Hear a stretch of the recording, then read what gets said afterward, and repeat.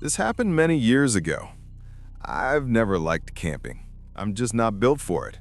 The dirt, the bugs, the uncomfortable nights in a sleeping bag that somehow always end up feeling like a rock by morning.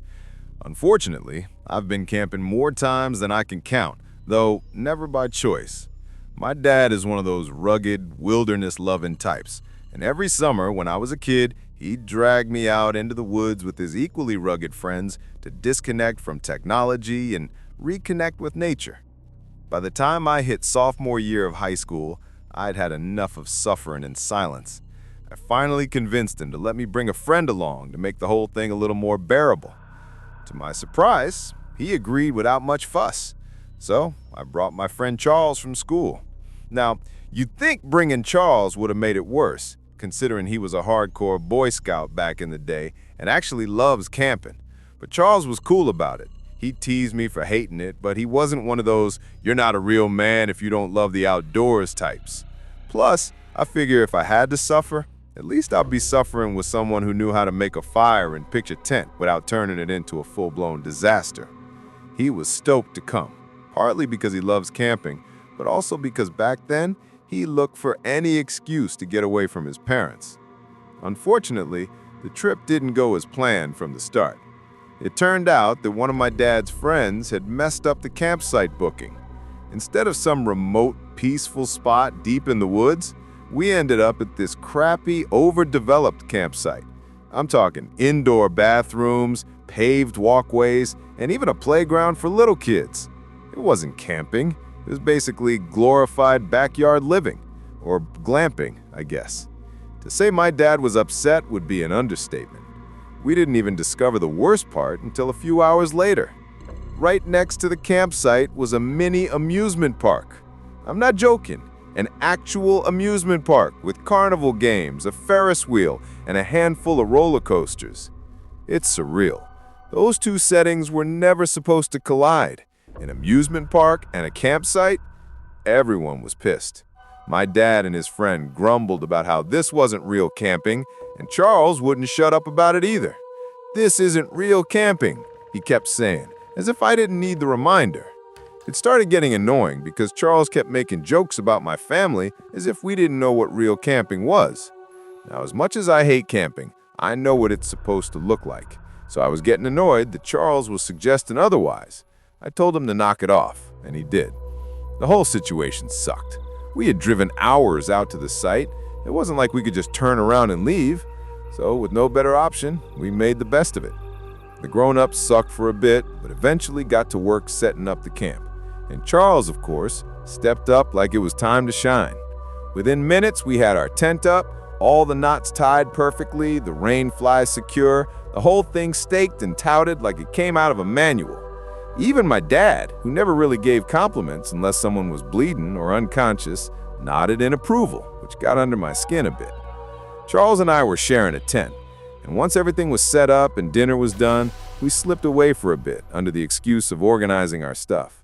The truth was, Charles had brought a little metal pipe and some weed in an old Altoids tent. Nothing crazy, just enough to take the edge off. I should mention that Charles and I were in that delinquent phase of life where we like to cause trouble and hanging around in places we didn't belong. I don't smoke weed anymore, and part of me will always wonder if the only reason I ever did was because I was trying to stick out and defy the norm. Anyway, the two of us snuck into the woods and smoked, chuckling to ourselves the entire time. I don't think either of us were worried about smelling since we'd probably be avoiding the adults for the rest of the night. We finished our session and made our way back to the tent. After a few hours of just chilling and talking about some of our other friends from school, we both agreed that we had too much energy to sleep.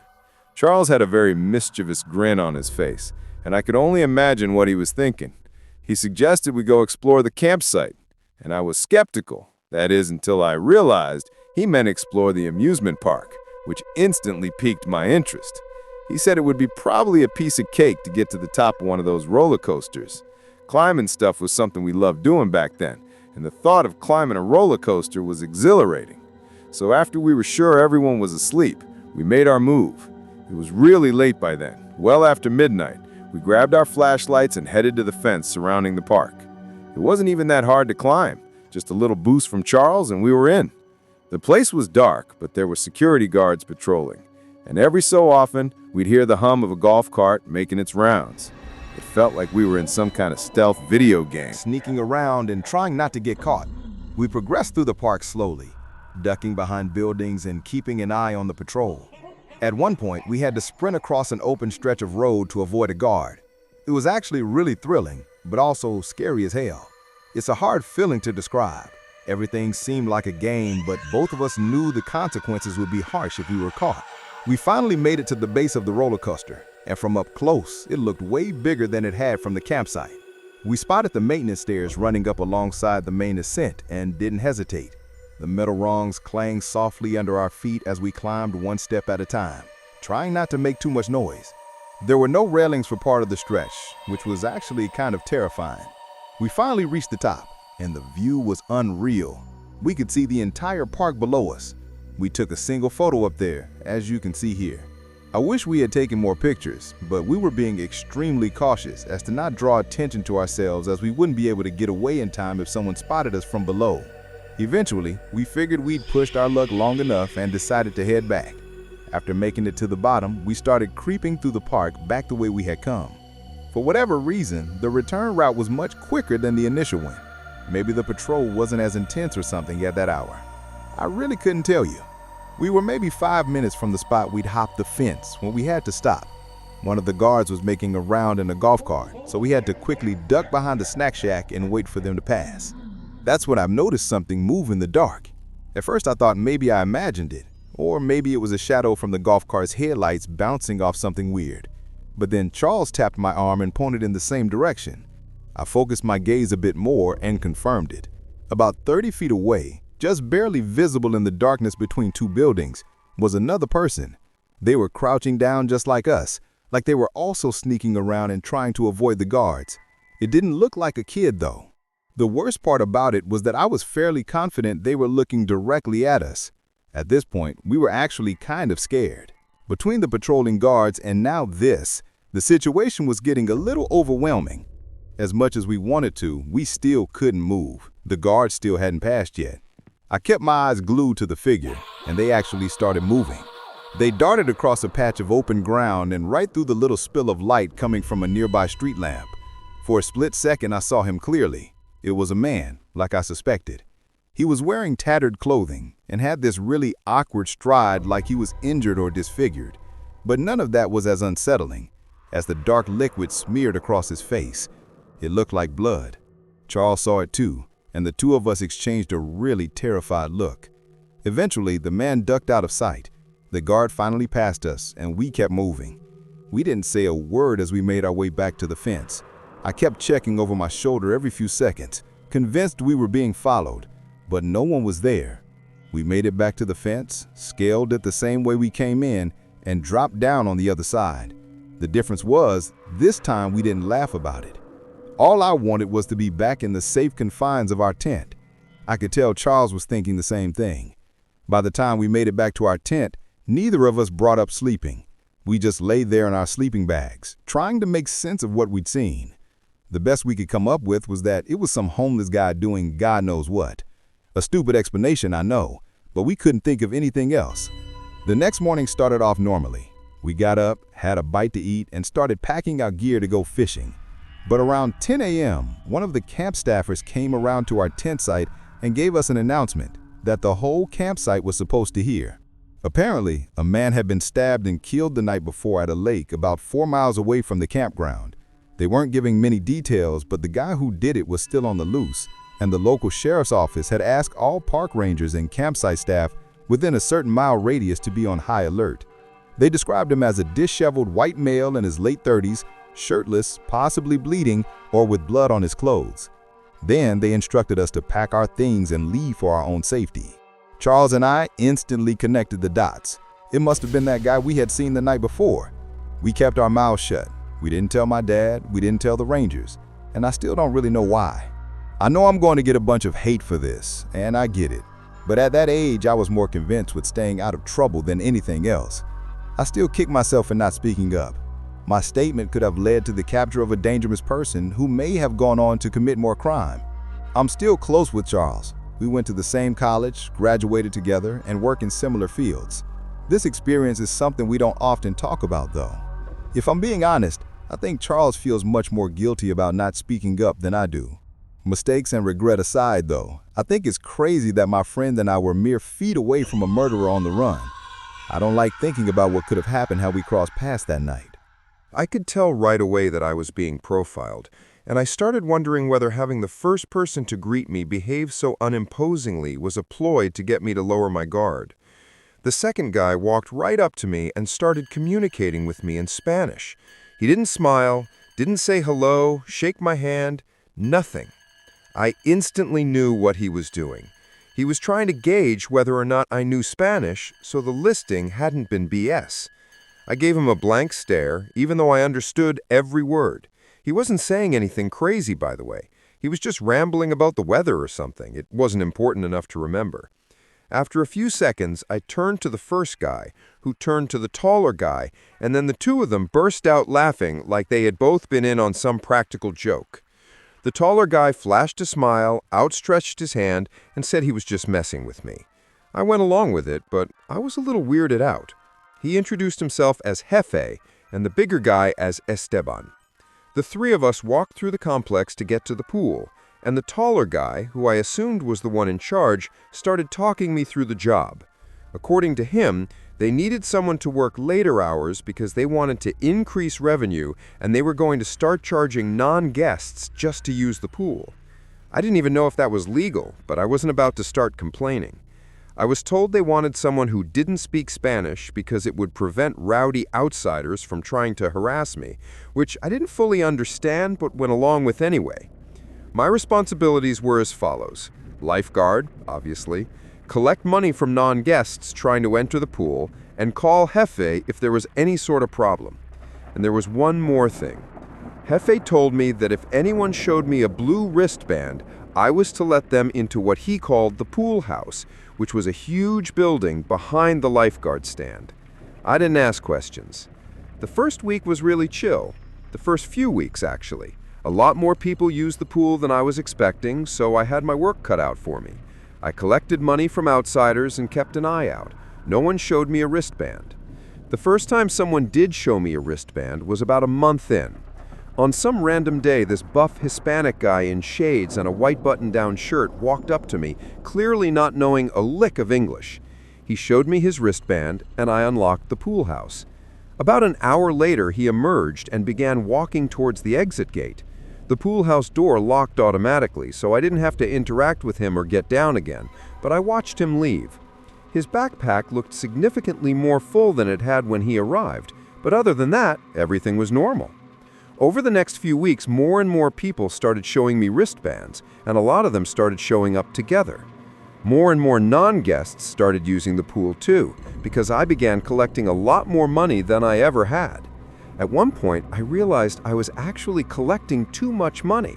Like people entering the pool would overpay me by a crazy amount on a consistent basis. I called Jefe about it, and he told me not to worry, saying that people made mistakes all the time. I could tell he didn't want to talk about it more than he had to, because he hung up the phone while I was mid-sentence. Amidst everything fishy that was going on, that short, harmless phone call confirmed to me that I was involved in something more than just lifeguarding a swimming pool. Only after hanging up the phone did the true gravity of the situation hit me. My mind started smothering all the noise until there was a single thought I couldn't purge from my brain: money laundering. I didn't know what to do. On one hand, my intuition was telling me I was involved in something illegal and should get out of there immediately. But on the other hand, I had no safe way of confirming that suspicion and didn't want to forfeit $30 an hour over nothing. So I kept my mouth shut and kept the job. After that moment, though, I started piecing everything together. The pool house, or the building I had been told was a pool house, was clearly where the shady stuff went on. Illegal gambling, drug trafficking, something worse. Whatever it was happening right behind me every single day, obstructed from view by only a single locked door.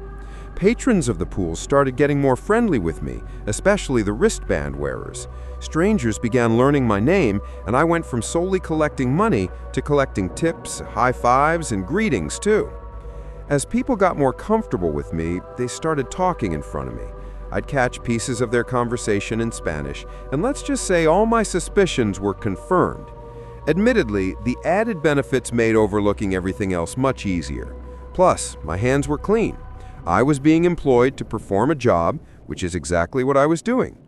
Speaking of the job, I actually had to rescue a drowning child a few days later. It wasn't anything overly heroic by any means, just a kid who strayed too far into the deep and clearly couldn't swim.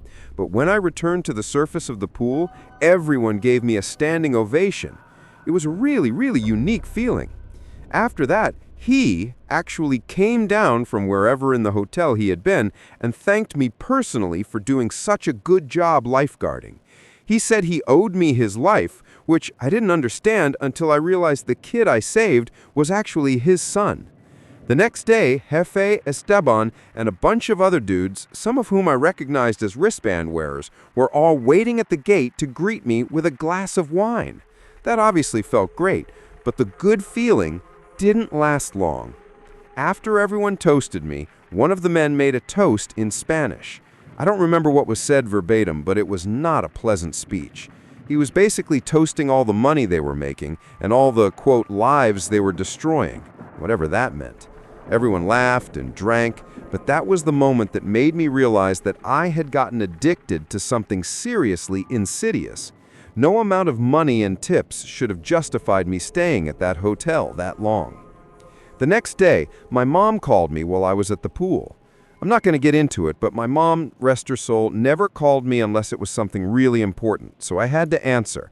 I got down from my stand and went over to what I thought was a private little alcove so I could have some privacy. My mom only ever spoke Spanish, so naturally I had to talk to her in Spanish. I don't remember what she called me about. What I do remember is that after hanging up and turning to head back to the pool, Esteban was standing directly in my path, staring at me. He did not look like that same friendly guy I had met on my first day at the pool. After a really awkward pause, he asked how long I knew Spanish. I played dumb, saying I was just practicing it with a friend and wanted to learn, but I knew he saw right through me. He just kept staring at me like he was contemplating something.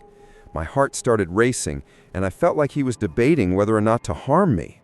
Eventually, he just said, "Okay," and turned around, and I immediately went right back to my post. I debated leaving, but couldn't force myself out of the chair. They might have taken that as a sign of guilt. I could be failing a test. They probably knew where I lived. Those were all thoughts racing through my mind as I prayed for my life, frozen to that chair. A few minutes before my shift ended, he came up to me and told me to arrive an hour early the following day, as he'd have a new opportunity to offer me. Then he tipped me a couple hundred and walked back into the hotel. When I left the hotel that day, I never returned. No way. That situation had no good ending. I don't think I was ever followed home, but for months after that, I was a paranoid wreck. Every van or suspicious-looking car in my street freaked me out, and there were nights where I just stayed awake for hours thinking about the situation.